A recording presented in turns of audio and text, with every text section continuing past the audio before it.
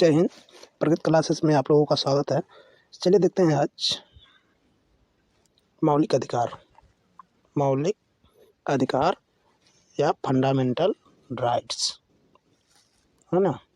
मौलिक अधिकार या फंडामेंटल राइट्स। थोड़ा कलर चेंज करते हैं इसको। चलिए आगे देखते हैं। सबसे पहला पॉइंट तो यही बनता है कि मौलिक अधिकार कहाँ से लिया गया, किस संविधान द्वारा लिया गया है। तो इसको हम कहेंगे संयुक्त राज्य अमेरिका के संविधान से लिया गया है। और भाग की बात करता है तो भाग की बात करता है तो भाग 3, है ना। भाग 3 यहाँ देखिए लिखा भी गया है, भाग 3। फिर आगे देखिए, भारतीय संविधान का मैग्ना कार्टा इसी को कहा जाता है। फिर अगला इसमें देखिए, कभी कभी ये पूछ लेता है किस अनुच्छेद से किस अनुच्छेद तक मौलिक अधिकारों की चर्चा की गई है। तो 12 से लेकर 35 तक ऐसे दे देगा। 12 से लेकर 36, 12 से लेकर 35, 12 से लेकर 34 या 11 से लेकर 35 ऐसे करके दे देगा। तो आपको एक स्पष्ट करना पड़ेगा, ठीक है। और भारतीय संविधान का मैग्ना कार्टा भी इसी को कहा जाता है। फिर देखिए आगे है संपत्ति का अधिकार। मौलिक अधिकार नहीं है, यहाँ देखिए इसलिए काटा गया है, मौलिक अधिकार नहीं है, ठीक है। यह एक कानूनी अधिकार है।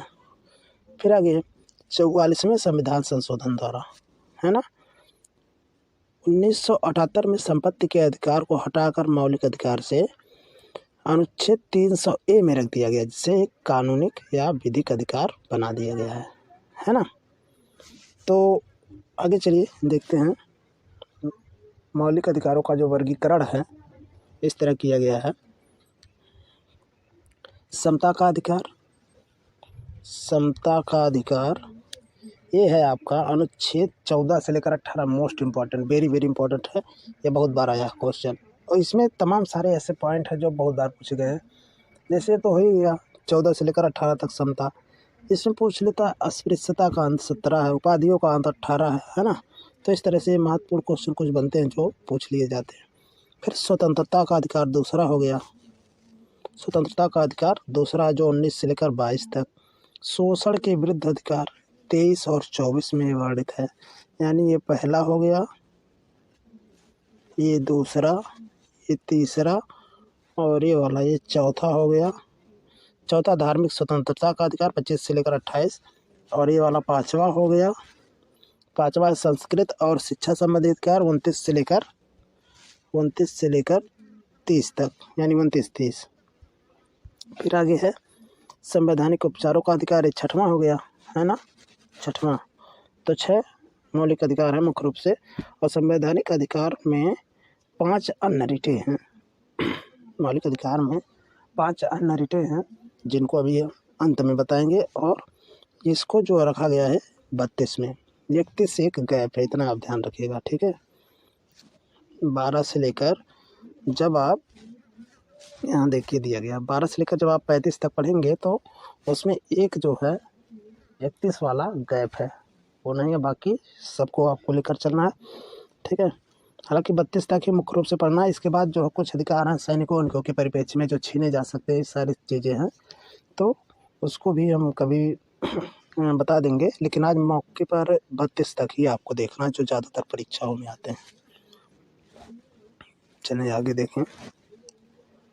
पहला है समता का अधिकार 14 से लेकर 18 तक। अब देखिए विधि के समक्ष समता। इसका अर्थ यह है कि कानून के सामने सब एक समान हैं, चाहे वो राजा हो चाहे वो गरीब हो। अगर अपराध किया है तो हर एक व्यक्ति को एक ही तरीके की सजा दी जाएगी, ठीक है। आगे है राज्य सभी व्यक्तियों के लिए एक समान कानून बनाएगा तथा उन पर एक समान लागू करेगा। यानी एक समान कानून होगा, एक समान उन पर नियम लगेगा। फिर आगे ये तो समता वाली बात हो गई। दूसरा है अनुच्छेद 15, नस्ल, जाति, धर्म, लिंग, जन्म आदि के आधार पर कोई भेदभाव नहीं होगा कि ये इस जाति के, इस धर्म के, इस लिंग के हैं, है ना। लिंग मतलब स्त्री या पुरुष। तो या इनका जन्म इस जगह पर हुआ है ना, किसी पिछड़ी जगह पर हुआ तो उनके साथ भेदभाव होगा, ऐसी कोई बात नहीं है। और जीवन के किसी भी क्षेत्र में भेदभाव नहीं किया जाएगा। जितने भी नागरिक हैं उनके प्रति किसी भी प्रकार का भेदभाव नहीं किया जाएगा, अनुच्छेद 15 के तहत। 16 लोक नियोजन के विषय में अवसर की समानता। सभी लोगों को समान अवसर दिया जाएगा, ठीक है। सभी विषयों में सभी नागरिकों को समान अवसर दिया जाएगा। अपवाद के लिए आरक्षण जो है वो एक अलग कह सकते हैं उसका प्रावधान है, बाकी सभी लोगों के लिए समान आरक्षण की बात कही गई है, या कह सकते हैं समान तरीके से बात की गई है नियमावली के तहत। लेकिन आरक्षण जो होगा वो इससे थोड़ा हटकर है, ठीक है, वो अपवाद में है। बाकी अगर किसी को फॉर्म डालना है तो हर जगह एक तरीके से, किसी को कहीं पर जॉब लेना है तो हर तरीके से वो मतलब अप्लाइड होगा, किसी प्रकार का उसके साथ भेदभाव नहीं होगा, चाहे किसी भी जाति बिरादरी का हो। चलिए आगे देखते हैं समता का अधिकार। समता का अधिकार में ये कहाँ तक बताए थे, हाँ 16 तक। 17वां है अस्पृश्यता का अंत, यही बहुत बार आया है, टेट सीटेट टोटेट में बहुत बार आया। इसके अंतर्गत अस्पृश्यता को दंडनीय अपराध घोषित किया गया है। आप किसी जाति धर्म के आधार पर या रंग के आधार पर उसके साथ छुआछूत संबंधी बर्ताव करते हैं या भेदभाव करते हैं तो आपको दंड दिया जा सकता है, ठीक है। अगला 18 है उपाधियों का अंत। इसके अंतर्गत उपाधियों को समाप्त कर दिया गया। उपाधि मतलब किसी को दिया जाने वाला एक उपनाम, या उसके साथ साथ कुछ और चीज़ें दी जाती हैं, तो वो सारी चीज़ें खत्म कर दी गई हैं। अब भारत का कोई भी नागरिक अपने नाम के पहले कोई भी उपाधि नहीं लगा सकता। उदाहरण के लिए स्वतंत्रता से पहले कुछ उपाधियाँ थी, जैसे महाराज, सुल्तान, बादशाह, राय बहादुर, इस तरह की उपाधियों को पूर्णतः खत्म कर दिया गया। और राष्ट्रीय पुरस्कार जैसे भारत रत्न है, पद्म भूषण है आदि के लिए जा सकते हैं, पर इन्हें भी उपाधि के रूप में प्रयोग नहीं कर सकते। उपाधि के रूप में इसे भी आप प्रयोग में नहीं ला सकते हैं, लेकिन इसका प्रयोग कहीं कहीं किया जाता है, ठीक है। अपवाद में जैसे एजुकेशन है, आर्मी रैंक है, तो इसमें आप लगा सकते हैं, जैसे प्रोफेसर फला फला फला कोई भी नाम, ब्रिगेडियर है ना, तो डॉक्टर, ऐसे करके आप लगा सकते हैं पढ़ाई लिखाई के क्षेत्र में, क्योंकि ये उपाधियाँ जो होती हैं किसी ना किसी को मोटिवेट करते हैं, ठीक है, किसी न किसी को मोटिवेट करते हैं। लेकिन ये बादशाह है, सुल्तान है, महाराज है, ये क्या करते हैं, एक तानाशाही वाली बात होती है, तो थोड़ा ये अच्छा नहीं लगता। इस वजह से सरकार ने इसको, संविधान ने पूरी तरह से खत्म कर दिया। आगे देखते हैं स्वतंत्रता का अधिकार। ये हो गया 18 तक ना, हाँ 18 तक हो गया उपाधियों का अंत। आगे देखें स्वतंत्रता का अधिकार 19 से लेकर 22 तक। 19 से लेकर 22 तक अनुच्छेद 19 के अंतर्गत वर्तमान समय में हमें केवल कुल 6 स्वतंत्रता के अधिकार प्राप्त हैं, पर मूल संविधान में 7 तरह के स्वतंत्रता का उल्लेख था। चलिए तो देखते हैं स्वतंत्रता के अधिकार में 19 से 22, ये तो अभी बताए ही हैं। और इसके अंतर्गत जो है वर्तमान समय में हमें कुल स्वतंत्रता के अधिकार मिले हैं, मूलतः 7 थे, ठीक है। तो संपत्ति वाला हटा ही दिया गया, 6 बचे हैं, है ना। तो चलिए अब देखते हैं इसमें कौन कौन से है। बोलने का सबसे पहले है बोलने संबंधी स्वतंत्रता, तो 19A में। और इसी में देखिए एक चीज़ और कभी कभी पूछ लेता, प्रेस की स्वतंत्रता, प्रेस पे प्रेम लिखवा रहा था, चलिए ठीक है। प्रेस की स्वतंत्रता, प्रेस मतलब वही प्रिंटिंग प्रेस, तो इसकी भी स्वतंत्रता 19A में है। सभा करने की स्वतंत्रता 19B में है। संगठन बनाने की स्वतंत्रता 19C में है। फिर देश में कहीं भी भ्रमण करने के आगमन, ये 19D में है। किसी भी क्षेत्र में निवास करने की स्वतंत्रता 19E में है। फिर संपत्ति वाला हटाया दिया गया, आप में था, और जी में है व्यापार करने की स्वतंत्रता, ठीक है। इसको आप ऐसे याद रखेंगे। सबसे पहले आप जैसे कहीं जाते हैं तो बोलते हैं, बातचीत करते हैं, फिर एक सभा करते हैं, है ना। कोई संगठन बनाना होता, पहले बोलते हैं, फिर सभा करते हैं, और सभा करने के बाद छोटे छोटे उस सभाओं के माध्यम से एक संगठन बनाने का काम करते हैं ना। फिर संगठन जब बनाएंगे तो आपको हर जगह आना जाना पड़ेगा उसके विकास के लिए, है ना। फिर इसके बाद जब संगठन आपका बन जाएगा, आवागमन चारों तरफ होने लगेगा, तो कहीं कहीं आपको निवास करना पड़ेगा, और जब निवास करेंगे तो वहीं से आप अपने संगठन का, कह सकते हैं अपने क्षेत्र का विकास करेंगे, वृद्धि करेंगे और उसके लिए आपको व्यापार करना पड़ेगा। तो इस तरह से आप एक ट्रिक के माध्यम से याद कर सकते हैं। खैर, पहले में बोलना, दूसरे में सभा करना और 9 क्या नाम है 19 आप इसको दिमाग में रखिएगा। 19 में बोलना, बी में सभा करना, सी में संगठन, है ना। देखिए ऐसे भी आप याद रखें, ए में बोलना, बी में सभा करना, सी में संगठन, डी में भ्रमण आवागमन और ई में निवास करना और यह तो है नहीं, जी में व्यापार करना। चलिए फिर आगे देखते हैं। स्वतंत्रता के अधिकार में कुछ चीजें।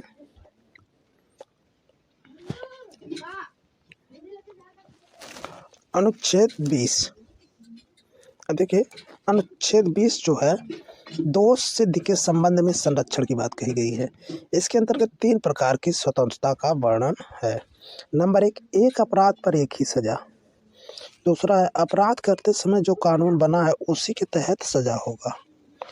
यानी किए हैं 10 साल पहले तो आज वाला कानून लगेगा, ऐसी कोई बात नहीं है। और फिर आगे, खुद के खिलाफ गवाही देने के लिए बाध्य नहीं किया जा सकता है। ठीक है, 3 तरीके की बात यहाँ कही गई है। आगे देखें 21वां, प्राण एवं दैहिक स्वतंत्रता। इसमें देखिए क्या कहा गया। इसके अंतर्गत सभी व्यक्तियों को कानूनी सीमा के अंदर जीवन जीने का पूरा अधिकार है। और फिर आगे है, किसी भी व्यक्ति से जीवन जीने का अधिकार नहीं छीना जा सकता, ये इसमें कहा गया। आगे वेरी मोस्ट इम्पॉर्टेंट है 21A, शिक्षा का अधिकार। 86वां संविधान संशोधन 2002 के तहत 6 से 14 वर्ष के बच्चों को, है ना, 6 से 14 वर्ष के बच्चों की आयु के समस्त बच्चों को निःशुल्क एवं अनिवार्य शिक्षा की बात कही गई है। 21A में क्वेश्चन ये 10 बार आया हुआ है। जो छोटी छोटी परीक्षाएं हैं, टेट हैं या कह सकते हैं ये सुपर टेट है या इसमें सी टेट है, सब में मिलाकर 10वें बार ये क्वेश्चन आ चुका है। आगे देखिए 22, अनुच्छेद 22। इसमें क्या बात कही गई है कि गिरफ्तारी से संरक्षण, यानी अपराध के बाद और अपराध के पहले। अब देखिए दोनों में बातें क्या कही गई। पहला दंडात्मक निरोध, यानी हिरासत में लेने का कारण बताना होगा। दूसरा 24 घंटे के अंदर दंडाधिकारी के समक्ष पेश करना होगा और अपने पसंद के वकील से सलाह लेने का अधिकार इसमें है। फिर इसमें देखिए निवारक निरोध वाले में, अपराध के पहले वाले में कंडीशन में क्या है। निवारक निरोध कानून के अंतर्गत किसी भी व्यक्ति को अपराध करने के पहले भी गिरफ्तार किया जा सकता है, वारंट दिखाने की कोई ज़रूरत नहीं। ऐसे व्यक्ति को बिना दंडाधिकारी के समक्ष पेश किए 3 महीने तक जेल में रखा जा सकता है। ठीक है, चलें आगे। अब तीसरा शोषण के विरुद्ध अधिकार 23-24 में लिखा गया है। पहला है मानव के दुर्व्यापार है, मानव के दुर्व्यापार और बंधुआ मजदूरी पर प्रतिबंध। ठीक है, कहने का मतलब इसके अंतर्गत किसी भी व्यक्ति की खरीद और बिक्री नहीं की जा सकती, है और ना ही उससे ज़बरदस्ती मजदूरी करवाई जा सकती है। इसका उल्लंघन करना दंडनीय अपराध है। आगे 24 में बाल नियोजन पर प्रतिबंध। 14 वर्ष से कम आयु वाले बच्चों को कारखाने में या किसी भी जगह पर काम नहीं कराया जा सकता, ये बात कही गई। आगे देखें चौथा वाला 25 से 26 तक है धार्मिक स्वतंत्रता। इसमें देखिए 25 में क्या कहा, अंतःकरण की धार्मिक रीति रिवाज मनाने की और धर्म की प्रचार प्रसार करने की स्वतंत्रता। अपने धर्म का आप प्रचार प्रसार कर सकते हैं, कोई इस पर रोक टोक नहीं है। और आगे है इसके अंतर्गत कोई भी व्यक्ति किसी भी धर्म को मान सकता है, इसके और उसके रीति रिवाज को मान सकता है, धर्म का प्रचार भी कर सकता है। ठीक है, आगे देखिए इसी में 26 नंबर अनुच्छेद 26। इसमें धार्मिक कार्यों के प्रबंध की स्वतंत्रता, यानी इसमें ये बात कही गई है इसके अंतर्गत कोई भी व्यक्ति अपने धर्म के लिए संस्थानों की स्थापना कर सकता है और धार्मिक संपत्ति का अर्जन कर सकता है, स्वामित्व उस पर अपना जमा सकता है, प्रशासन करने का अधिकार कर सकता है। ये सारी चीज़ें इसमें हैं, यानी कहने का मतलब धर्म को अपने विकसित कर सकता है, उसका अच्छी तरीके से प्रबंधन कर सकता है, ये 26 में कही गई है। और 25 में क्या कि उसको मना सकता है, यानी मान सकता है, मना सकता है, उससे जुड़ सकता है, ये सारी बातें 25 में कही गई। फिर आगे देखिए, धार्मिक स्वतंत्रता का अधिकार 25 से लेकर 28। अभी कौन सा हुआ था? अच्छा 26 हुआ था, 27 देखते हैं। इसमें क्या बात कही गई है कि धार्मिक कार्य के लिए धन जो आप मतलब इकट्ठा करेंगे वो टैक्स फ्री होगा, कर उस पर नहीं देना होगा। और यही कारण है कि आजकल तमाम सारे मंदिरों में पैसे पड़े हुए हैं। देखें, राज्य किसी भी व्यक्ति को ऐसे कर देने के लिए बाध्य नहीं कर सकता जिसकी आय किसी विशेष धर्म या धार्मिक संप्रदाय से उत्पन्न होता है या धार्मिक संप्रदाय की उन्नति या पोषण के लिए व्यय की गई हो। यानी कहने का मतलब जो धार्मिक कार्यों के लिए जो भी चढ़ावा वगैरह आता है उस पर कोई टैक्स नहीं लगेगा। सिंपली बस इतना आप जाने। या कोई अगर उसको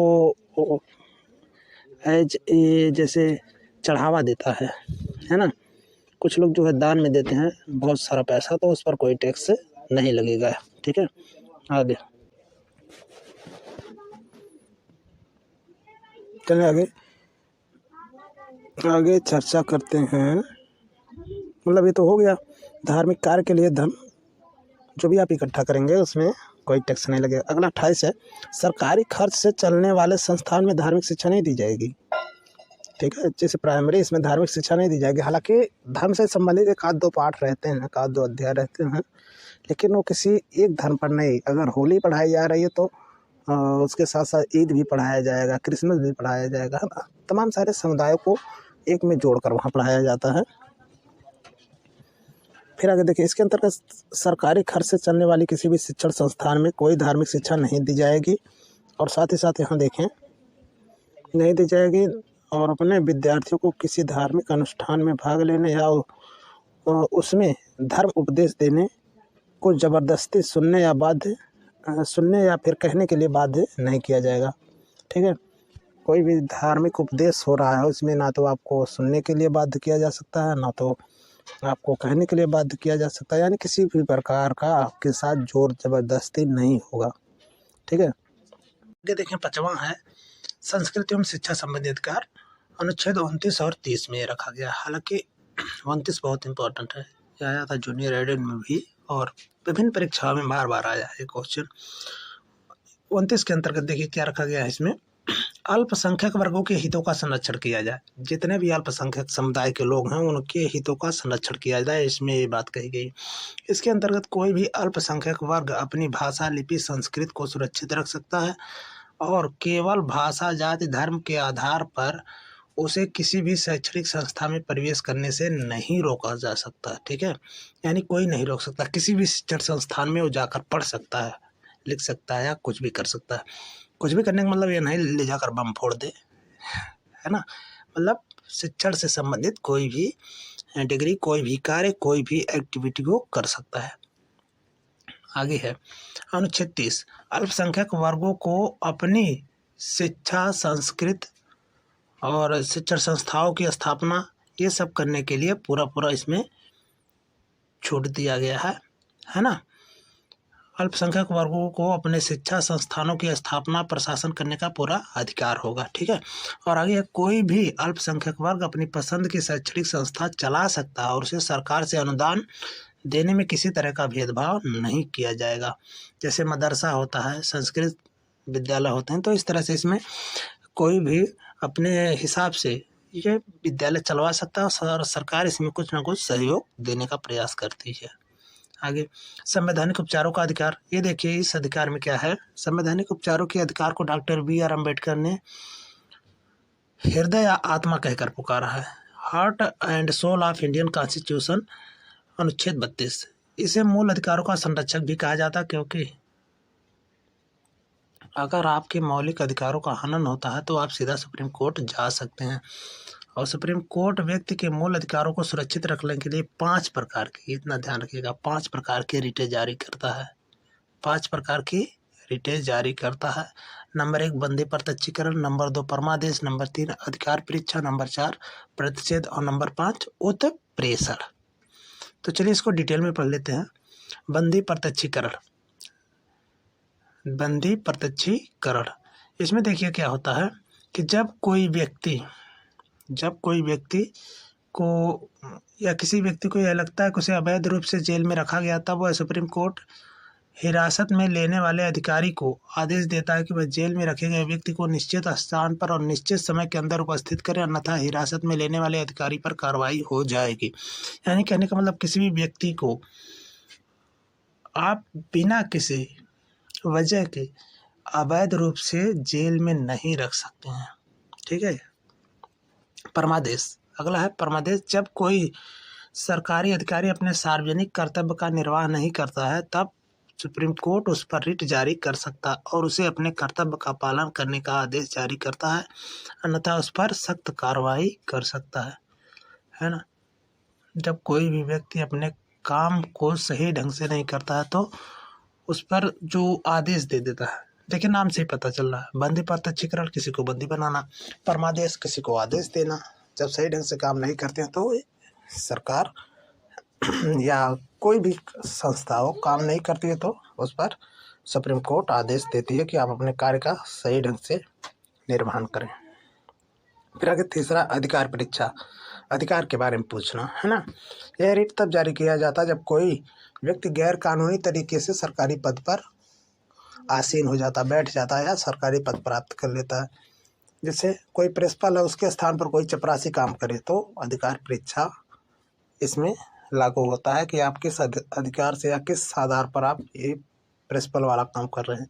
आगे प्रतिषेध, प्रतिषेध का मतलब होता है निषेध, रोकना। यह आदेश, इसमें देखें, यह आदेश सर्वोच्च न्यायालय द्वारा उच्च न्यायालयों द्वारा या निम्न न्यायालयों को जारी किया जाता है और आदेश दिया जाता है कि इस मामले में यह कार्रवाई ना करे क्योंकि यह मामला उसके अधिकार क्षेत्र का नहीं है। जो उसके अधिकार क्षेत्र का मामला नहीं है उसको कार्य नहीं करना चाहिए, उसे अपने अपर न्यायालयों में ही भेजना चाहिए। आगे उत्प्रेषण, इसके अंतर्गत अधीनस्थ न्यायालय जहां पर मुकदमा चल रहा है उससे वरिष्ठ न्यायालय उसे आदेश दे सकता है कि मुकदमे को तुरंत लंबित करे, अन्यथा वरिष्ठ न्यायालय के पास भेजे। ठीक है, यानी उसमें फंसा कर रखने वाला काम ना करें, ये उत्प्रेषण में कहा गया। तो इस तरह से कुछ महत्वपूर्ण क्वेश्चन रहे जो आपके मौलिक अधिकार से संबंधित थे और विभिन्न परीक्षाओं में आए भी थे। तो अगर वीडियो अच्छी लगी हो तो शेयर ज़रूर करिएगा। चलिए फिर अगले वीडियो में मिलेंगे। धन्यवाद।